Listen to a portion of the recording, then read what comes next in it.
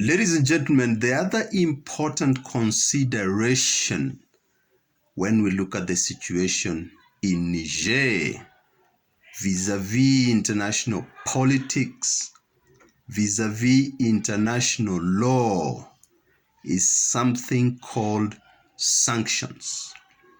You've had sanctions imposed on the military junta in Niger by some of the major powers that have their bases in that country, but also interestingly by ECOWAS. And I guess the African Union as well. Now, you must always understand the reality of international politics.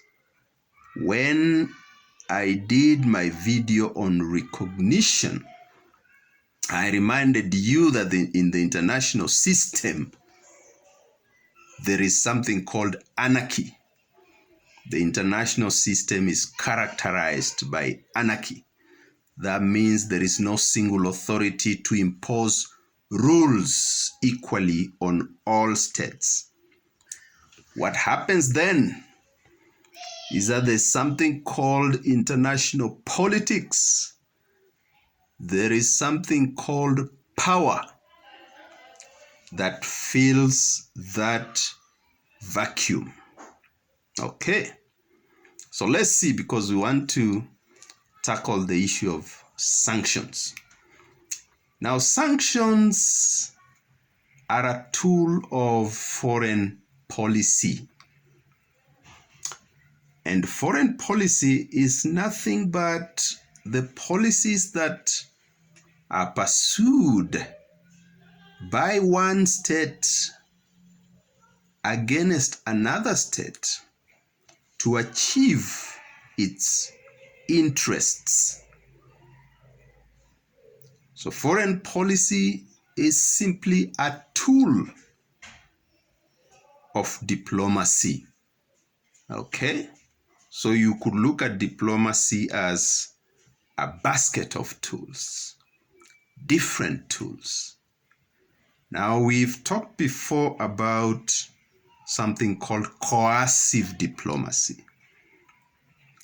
Now, sanctions are a form of coercive diplomacy.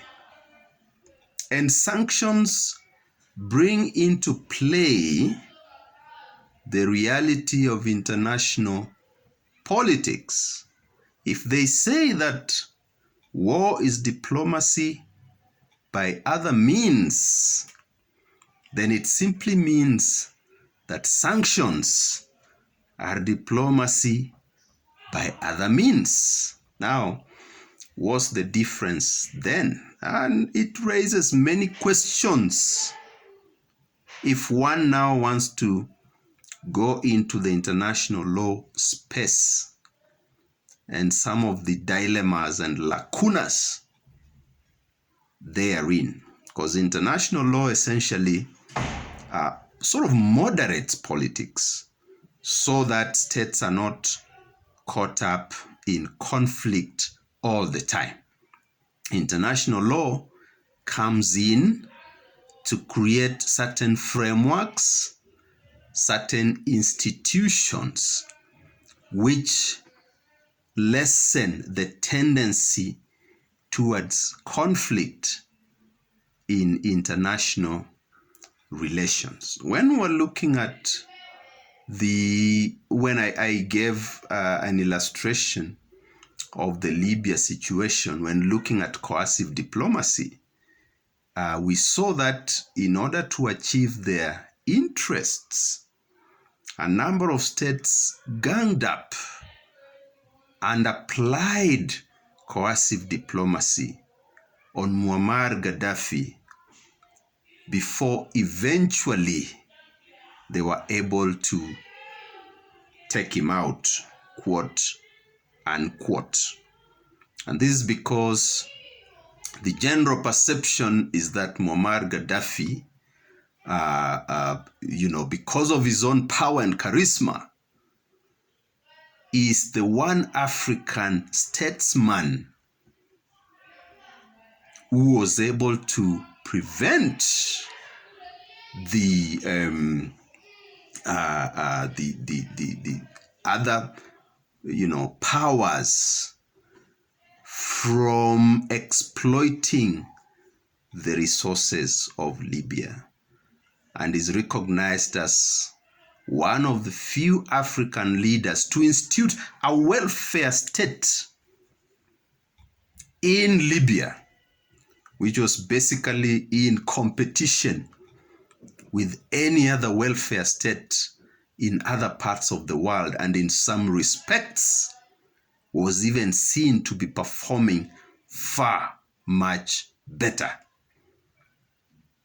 Okay, so we've looked at the whole pendulum of foreign policy, which of course is a tool for diplomacy, and diplomacy is simply a means through which states are able to achieve their interests while preventing or avoiding a conflict. So when you go to the sphere of coercive diplomacy, that more or less means power is being applied somewhat disproportionately by a group of states against others, or by a group of states against another state, or one state and another. That means there is a power asymmetry between these two parties.